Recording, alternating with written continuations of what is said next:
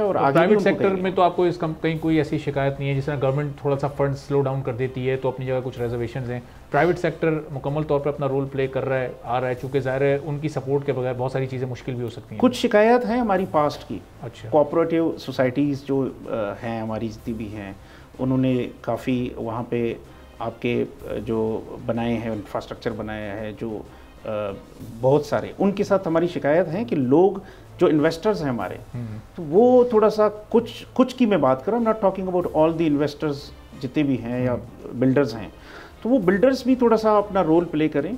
और overall as such there is no any other thing कि मैं कह सकूं कि यार हमारी शिकायत हैं, तो इंशाल्लाह ताला we are ready for that, और उनके साथ कोऑपरेशन हमारी है और we are working on it. और एक आखिरी सवाल अब शफकत साहब कि अगर अगले साल अगस्त में हम इसी वक्त बैठकर एक साल बाद हम बात कर रहे होंगे, तो जो अभी इंफ्रास्ट्रक्चर और डेवलपमेंट का काम है इसमें कितनी तब्दीली आ चुकी होगी? हमारे मुझसे पहले जितने हमारे ऑफिसर्स डीजी साहबान गुजरे हैं, सब ने बड़ा काम किया इसके ऊपर, उनका बहुत बड़ा रोल रहा है इसमें। देखिए, मैं तो रिसेंटली जब ज्वाइनिंग मेरी हुई है, अगले साल तक मैं आपको टेंजेबल कोई चीज़ आपको बताऊंगा कि हमने क्या क्या चीज़ें जो प्लान की हैं वो एग्जीक्यूट हमने की हैं इंशाल्लाह ताला। ठीक है। There are lot of things, आपको बहुत सारी चीज़ें, आपको बहुत सारी तब्दीली नज़र आएगी and we are optimistic about it. अच्छा। और तो इंशाल्लाह अब चलें, चूँकि ये एक साल में आपकी बड़ी सारी प्लानिंग्स भी है, तो हम इसको 2-4 मिनट ज़रा और अगर इस पर थोड़ी सी आपसे रोशनी डलवाएं कि वो कौन कौन से प्रोजेक्ट्स हैं भी जिन पर मुकम्मल तौर पे आपकी अपनी तवज्जो है, क्योंकि एक इंटरनेट का इशू भी रिजॉल्व होना है अभी, तो वो तो पूरे मुल्क में हमारे ज़रा चल रहा है वक्ती तौर वो पर। चल रहा है, वो क्या चल ये रहा है। आने वाले एक साल में रिजॉल्व हो जाएगा? गवादर में गैस का जो इशू है, क्या वो अगले एक साल में हम आप ही के होते हुए इसको सॉल्व होते हुए देखेंगे? तो जो 2-3 ज़रा जो बेसिक इशूज़ हैं, इन पर प्लानिंग क्या है आपकी, किस तरह से ये सॉर्ट आउट होंगे? देखिए, सबसे पहले तो इशू है इस वक्त जो चल रहा है वो बिजली का है। सबसे पहले हमारी कोशिश है कि जो बिजली के हवाले से 300 मेगावाट, जो एक तो कोल फायर्ड पावर प्रोजेक्ट है 300 मेगावाट का, उसको एक तो उसकी एग्जीक्यूशन अभी इस मराहिल में हम दाखिल हो चुके हैं, ताकि उससे देखें जो इस वक्त है वो पूरी हो जाएगी बिजली की। बिजली के साथ साथ गैस का भी इशू है, तो गैस के हवाले से देखिए फेज़ वाइज होती हैं ये चीज़ें। फर्स्ट फेज़ में हम कोशिश करेंगे जो ओल्ड टाउन है, ओल्ड टाउन के अंदर ये मसले हल हों। उसके बाद फिर with the passage of time आपकी जितने भी एरियाज़ हैं डिस्ट्रिक्ट गवादर के, अच्छा, बिजली और गैस के सिर्फ अभी अवेलेबिलिटी ही बेसिक इशू है, या फिर जाहिर है चूँकि जहाँ जहाँ ये अवेलेबल है पाकिस्तान के दूसरे हिस्सों में, वहाँ पर तो इसके टैरिफ का, इसके रेट का, इसके महंगे होने का भी एक अपनी जगह इशू है। गवादर के लोगों को जो बिजली मिलेगी वो नॉर्मल रेट्स पर होगी, या इसी तरह जिस तरह पाकिस्तान के दूसरे हिस्सों में महंगी बिजली सब मिलेगी? देखिए, वहाँ के लोगों को एक स्पेशल पैकेज वो देने की ज़रूरत है, और federal government is also contemplating about it, और वो चाह रहे हैं कि इनको स्पेशल पैकेज दे दें, कम रेट पे लोगों को बिजली की फराहमी पर यूनिट दे दें। तो इस हवाले से है ये कि वहाँ के लोगों को फैसिलिटेट करने के लिए। और ये कितना लॉन्ग टर्म अभी प्लान है? ये साल भर में मुकम्मल हो जाएगा, या इसको 2 से 3 साल भी लग सकते हैं, बिजली की अवेलेबिलिटी को, गैस की अवेलेबिलिटी को, और फिर उसके बाद इंटरनेट पे भी ज़रा आप आइए? इसमें 2-3 साल से तो ज़्यादा लगेंगे। अच्छा। देखिए, 100% आप कहते हैं कि अवेलेबिलिटी हो, उसके लिए you have to work a lot. जिस तरह मैंने आपको कहा कि फंडिंग का इशू होता है, फंडिंग के इशू में आपको टाइमली फंड जब आता नहीं है, तो how can you think about a project, how can you run a project. तो ये इश्यूज हैं, इसमें एटलीस्ट 5 to 6 years लगेंगे in order to have complete supply of electricity, और इंटरनेट का इशू इसमें रिजॉल्व हो और चूँकि इस वक्त बहुत सारे हमारे मुल्क में 100 से ज़ायद कोई IPPs भी काम कर रहे हैं, तो क्या इस इशू को प्राइवेट सेक्टर की मदद से किसी तरह शॉर्ट टर्म में इसका कोई सोल्यूशन आपकी नज़र में मुमकिन है? IPPs का देखिए इशू इस वक्त चल रहा है, बड़ा हाईलाइट है अक्रॉस द कंट्री, ये बहुत बड़ा मसला है एक।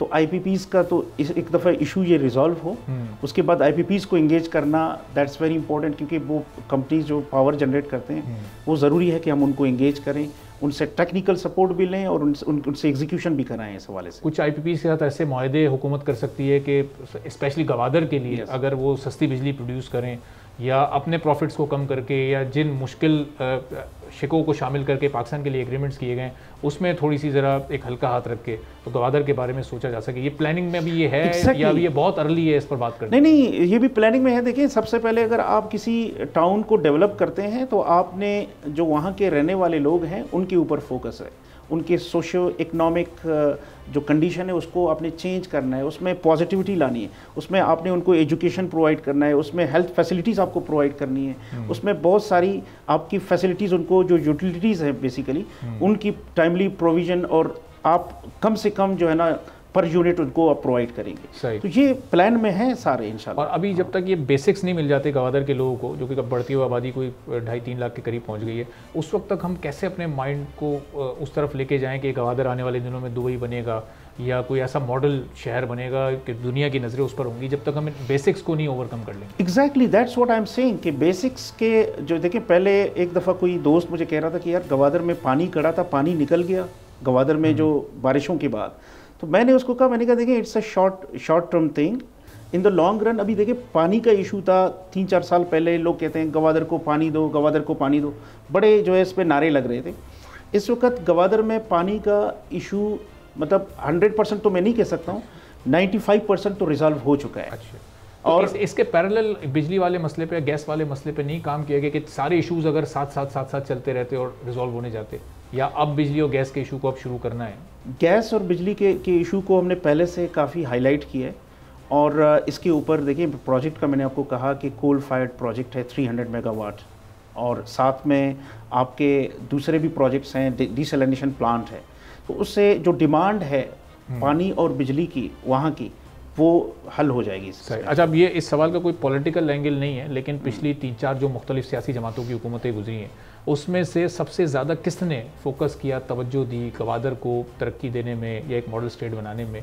तो उसमें जो भी आपको अपना पर्सनल ओपिनियन, आपका एक ऑफिशियल ओपिनियन, इसमें क्या हो सकता है? देखिए ये तो पॉलिटिकल इशू है, इसको डिस्कस हम नहीं कर सकते हैं।